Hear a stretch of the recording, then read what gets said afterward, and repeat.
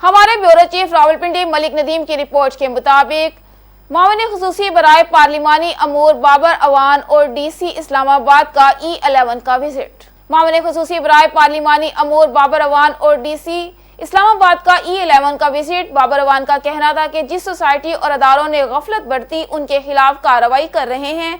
अभी बारिशें शुरू हुई हैं, मजीद बारिशें अभी होनी हैं। नालों की सफाई और उन पर बनी तजावुजात खत्म करवाने के लिए इकदाम कर रहे हैं। निजी हाउसिंग सोसाइटी की इंतजामिया के खिलाफ फौरी कार्रवाई की जा रही है।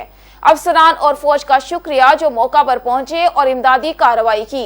डीसी इस्लामाबाद का मीडिया से गुफ्तगू करते हुए कहना था कि इंतजामिया ने फौरी कार्रवाई करते हुए नालों की सफाई का काम किया।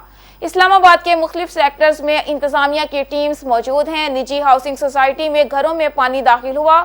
हमने D12 तक का इलाका क्लियर करवा लिया था। पानी वहां घरों में दाखिल हुआ जहां निजी हाउसिंग सोसाइटीज हैं और घरों की बेसमेंट है। एकदम से आफत आई और हम उससे निपटने के लिए इकदाम कर रहे हैं। सुबह में क्लाउड बर्स्ट हुआ जिसके बायस पानी का बहाव ज्यादा हुआ। निजी हाउसिंग सोसाइटी की इंतजामिया के खिलाफ पहले ही FII और NAP में केसेस चल रहे हैं।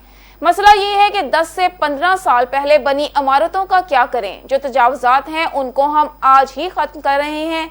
जो निजी हाउसिंग सोसाइटी को कह दिया है कि गाड़ियां बरामद करवाएं, जो भी शहरियों का नुकसान हुआ है निजी हाउसिंग सोसाइटी की इंतजामिया से वसूल करवाया जाएगा।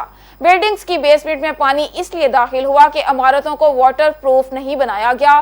घंटा डेढ़ में ये सारा इलाका क्लियर करवा लिया जाएगा।